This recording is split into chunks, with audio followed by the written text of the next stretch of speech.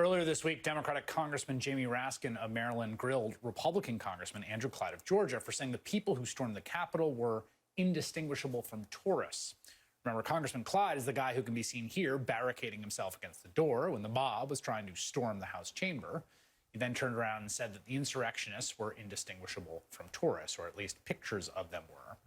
Well, Congressman Clyde then went on to vote against awarding congressional gold medals to the officers who defended the Capitol that day. And Congressman Raskin was not having it, forcing him to defend his record. Why did you vote no on this bill, which was on the floor of the House? The particular bill on the floor of the House, all right, was not appropriate. It was not that. The bill that was appropriate is the one that I co-sponsored. Really, what made this inappropriate? Because it awarded those gold medals to those Capitol Police for all of the times that they have defended this Capitol. Back in the 1970s, the 1980s, the 1990s, not just one incident, because I think they deserve, because there were Capitol Police officers that died from gunshot wounds back earlier. Did you know that? So you're saying this didn't go far enough? Is that your point? So you wanted to give the gold medal to these people, but you voted against it because you wanted to give it to them? Congressman Jamie Raskin is the lead impeachment manager for Donald Trump's second impeachment in the wake of that insurrection. In addition to serving as a member of the House Select Committee to investigate January 6th, he's the chair of the House Oversight Subcommittee on Civil Liberties and Civil Rights, and he joins me now. Congressman, you know, we were all that exchange with you and Andrew Clyde made all of us kind of sit up for this reason. I feel like Congress right now is like a family in a Eugene O'Neill play where there's just this roiling, you know, wound and trauma underneath all of it. There's wrongs that have been committed and unaddressed, and everyone's sort of just going along with it like everything's normal, and it's just untenable. And it was sort of bracing to see you not do that. What made you do that? Well, thank you, Chris. I think it's a good analogy you've got. I mean, if something traumatic happens in a family, like, say, child abuse or something like that, and most people want to deal with it, but they've got a faction of people who are in denial and want to lie about it and explain it away and sweep it under the rug, that festers, and that becomes an incredibly divisive and polarizing thing. And I think I probably am representative of most of my Democratic colleagues and even some Republican colleagues, which is I just can't take the lying anymore. And I don't want to be party to propaganda and disinformation and the suppression of the truth.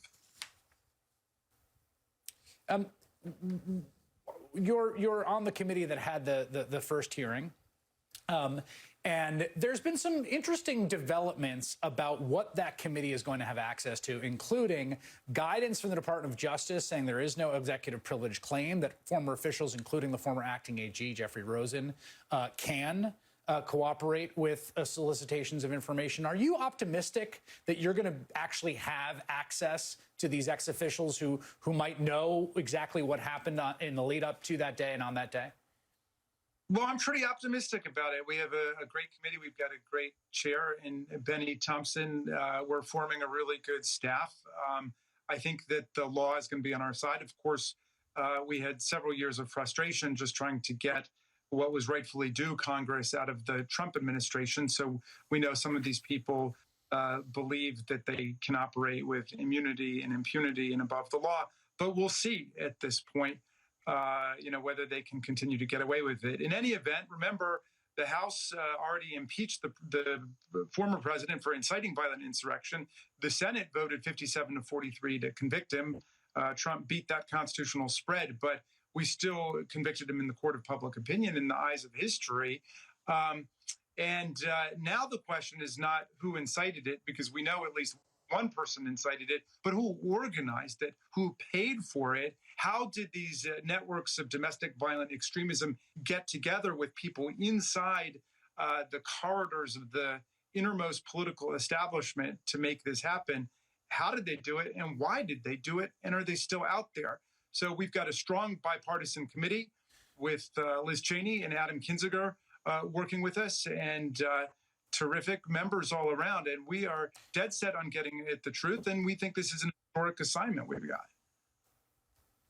I want to play for you something Jim Jordan said today. It was a sort of amazing moment because there are questions about the role of members of Congress. Jim Jordan was asked, he admitted earlier that he talked to President Trump on the day of January 6th. He would follow up with a local reporter, and here was the exchange. Take a listen.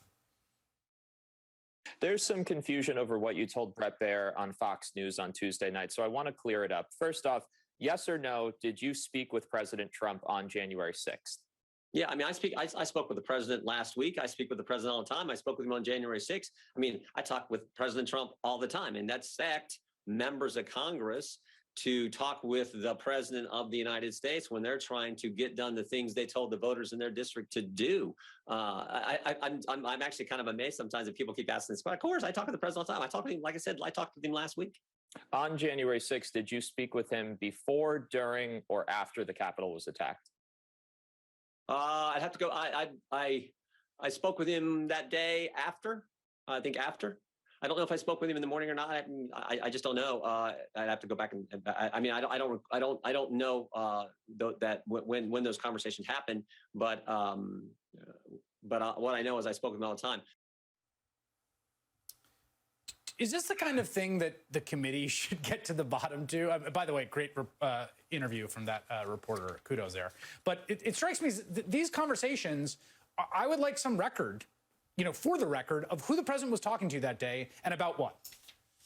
Well, Congresswoman Cheney said at our very first meeting that she wanted a minute-by-minute account of everything that was taking place in the White House during the attack.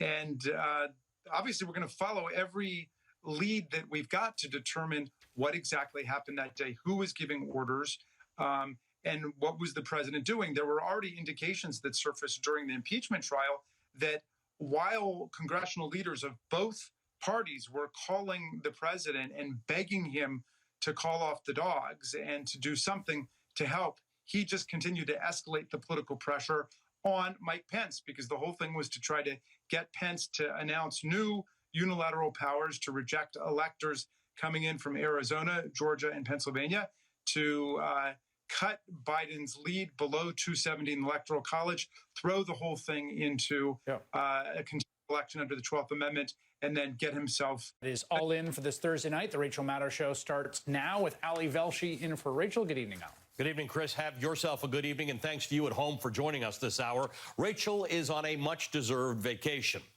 Well, this was the announcement in the newspaper 2 days after Christmas in 1901, under an all-caps headline, "Vaccination in Boston." Quote, notwithstanding the fact that some